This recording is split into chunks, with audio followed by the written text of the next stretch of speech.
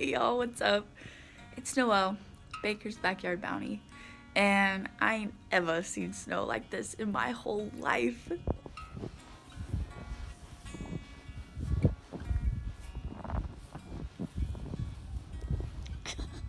So I'm going to check on the chickens, defrost their water, uncover their food from snow. I hope they're faring okay. I've been so worried about them.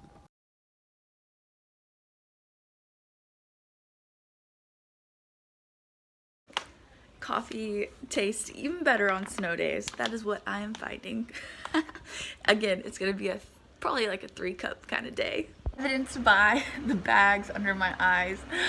I hardly slept last night. The electricity kept going off and on, and I wanted to make sure that the girls were warm enough and that I was taking care of everything, and then just worrying about the animals being out there in the cold. I considered putting the 10 chickens in my bathtub, but I don't know if that's the best plan of action either. I'm just so not used to this kind of weather. But obviously we have electricity right now, so I'm taking advantage of it. I think it's going to be going on and off all day. So like charging my breast pump and my phone, and I'm gonna hurry up and make a big batch of coffee so we'll at least be caffeinated and the baby will be fed. Those are my priorities. But yeah, it's just cold, y'all. And again, people in the north, y'all probably think I'm such a goob for freaking out about this weather, but we just don't know how to handle this. Our Texas bodies just don't even know what to do with this cold, y'all. So anyways, Reed is coming home from the fire station. I'm just like saying so many prayers for him, for angels on his bumpers as he drives home from Plano. It's about 45 minutes away normally, so we'll see if it takes him more than that. Of course it will, to get home, probably a couple hours.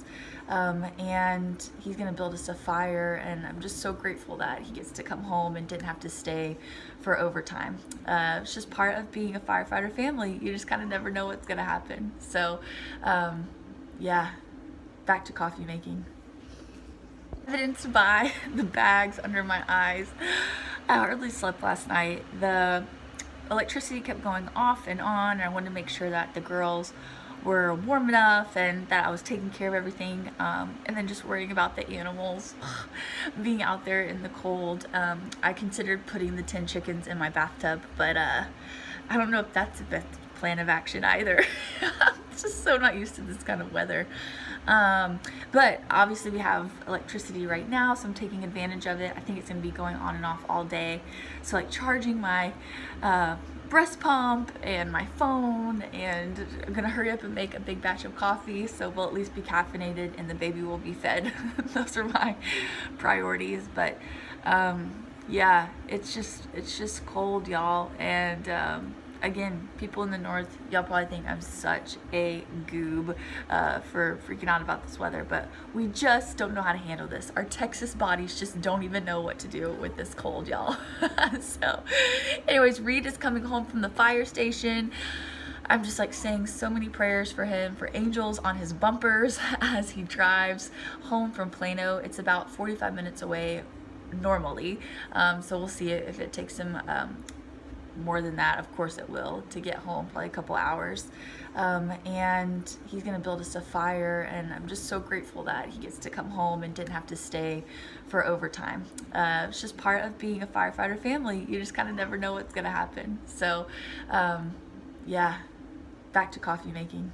I got this book, Nourishing Traditions, the cookbook that challenges politically correct nutrition in the diet dictocrats, which I love. So before this, I worked with eating disorders in therapy, and so we are like big anti-dieters around here, because I love cookbooks that use like butter and like full fat things and lots of sour cream, and like I dig that stuff because you know, screw diets. And since we're just hanging out on snow day and I don't have much to show you in the garden, I guess we could just chit chat. But actually I got into working with eating disorders because I am in recovery from an eating disorder as well. And man, it has been such a journey with food. And I'm talking, mine started like when I was in undergrad, so I don't even know when that would be, 2010, 2011. And I'm in like full recovery now. Feel really good. Just kind of keep an eye on things. But I will say, like, just healing my relationship with food has brought me back to life. And now here I am, like, growing food in our backyard, super passionate about that. Just dreaming of our little farmstead, homestead that we're building here. And like this book called Nourishing Traditions, like, nourish is a big word in my life. Just like the idea of, I don't know, like being fed and full and whole and glowing and oily and all those things that just bring out like the life in us, instead of being like, I don't know, withered and dry and sad. And like that word withered just like whoo really like describes what it can be like when you're in that state. So anyways, I don't know why I'm sharing that with you guys. I guess because it is part of my like deeper layer journey into growing food and connecting with food, and really just like healing that relationship. And it's like blossomed into like one of my favorite relationships in my life, my relationship to food and my body. I just yeah, I'm so grateful for that journey. Not always easy, but I'm grateful for it.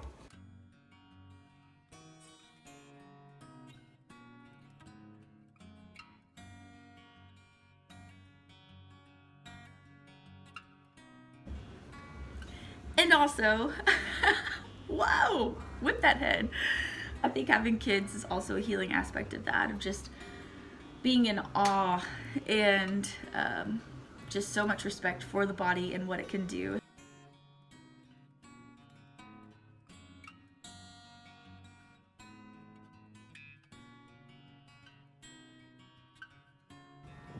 Hey, Snow Bunny. I do think the chickens look extra beautiful against the snow. Colors of their feathers and the red combs. That's one of the joys of winter, all these vibrant colors. Check out my potato sprouts. Don't they look lovely? Yeah, and all my root crops here, all my radishes. What a beautiful garden. What a sad little garden. It's gone. It's buried. There's carrots under there. All under there, there's carrots. And some broccoli and some cauliflower, but it's covered. So I'm out here just kind of easing my own mind with the animals, checking on bugs. He's been in the garage for 3 days, and I've let him out for about an hour each day just to like hop around and play with Louie. But I really just felt like he needed some more sunshine, and so he's out hopping around today. He's kind of shivering, so I'm gonna put him back in his Airbnb in the garage soon. And then checked on the chickens. We got 3 eggs today so far. One of them was frozen, so it actually cracked. It's one of our Americanas. So they're new layers and the shells are just kind of thin. So 2 days in a row we've had frozen cracked eggs, and that's fine, no big deal. But the chickens are faring well. They're taking care of each other and snuggling, and so I feel like we're gonna make it through, y'all.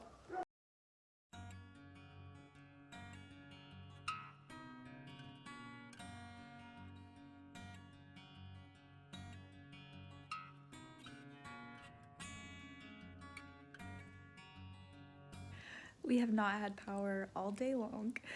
It's already dropped like 20 degrees in the house, and so we have the fire going, and Reed's just been awesome at keeping that stoked and productive, and we've been grilling our food on the back patio. He has. I'm so grateful for that. But honestly, like, I'm kind of enjoying it a little bit. I mean, it is cold, and I have the kids really bundled up. Hey, though. But it's just slow, and like we're reading books and taking it easy and keeping things simple. The kids are moving at like a slower pace. Lily's taking a nap right now, just sleeping, and I don't know, it kind of feels nice. It's just simple.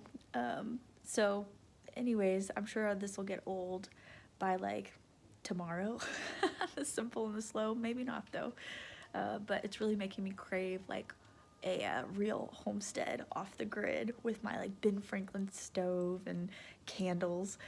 Speaking of candles, I had bought a few beeswax making kit, like candle making kits at a thrift store for like super clearance, maybe like a year ago. It's been a long time. And I made a couple of them back a year ago, but I'm gonna bust them out and make them for tonight so we have a little more light than just our one flashlight. Plus, it's just romantic to be making candles in a blackout in a snowstorm. I mean, how much more romantic does it get? Not much.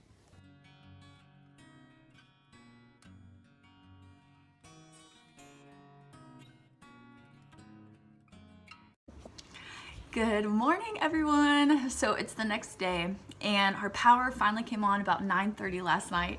We were cooking by candlelight and Lily kept blowing out the candles and singing happy birthday to herself. So she didn't quite understand that the candles were a necessity. So we are expected to have more power outages and Reed is leaving for work tonight and works until Friday morning. So it's gonna be me and the kids. So while we have power this morning, I'm gonna try and bake a couple loaves of bread, try and get some muffins made, really just like prep up food for the coming days to make sure that we have enough. Yes, this is power outage hair, don't care. And I was gonna show you guys the candles that I made last night. So these are the beeswax candles. So it's just a long sheet of beeswax that you lay a wick across and then roll up. So they're super simple, but they did the trick last night. We just put them in little mason jars and it was very cozy looking around the dinner table, which was nice. And then also everyone's alive, the chickens, the rabbits, so we are in business. I figure I might as well just show you guys. Here is the sheet of beeswax, and this comes with 2 sheets of beeswax. So you can cut it like to make it shorter or like less thick, but I just, to keep it simple, put a wick down here and roll, and then you use the warmth of your hand to kind of seal it at the bottom and along the side. So nothing really fancy or artisan about it, but it did the trick, and I'm so grateful that I had these. I have 4 more sheets in the cupboard, so we should be good on candles. And oh, Reed is gonna be making chili today. He makes the best chili with like stew meat and tomatoes. It's so rich and so good. But we are worried about starting it and the power going off, so we're going to actually be making it in our Dutch oven in the fireplace and see how that goes. So again, all in all, this has kind of been like fun little experiment. I know it's not fun for everybody, especially like if you have, I don't know, elderly at your house. I'm just really feeling for everyone that's out of power, but for our family, we are just trying to make it work, and have just been blown away by the support of people offering to come get us or offering, you know, whatever they can. Our neighbors even asked if we needed food, which is just so nice. They were going to a hotel, but yeah, just feeling all the love and the sense of community, which is cool. These kinds of things bring that out. I look out the window and Bugs is jetting across the yard. Reed let him out. Oh, poor Reed. All his farm chores this morning. He looks really cold. Yeah, put all of those in the jar. We're gonna make some vinegar cleaner. Thank you. Thank you guys for hanging out with us. Please be safe, stay warm. May you find the bounty in your own life, all the beauty that it holds, and we'll see you soon.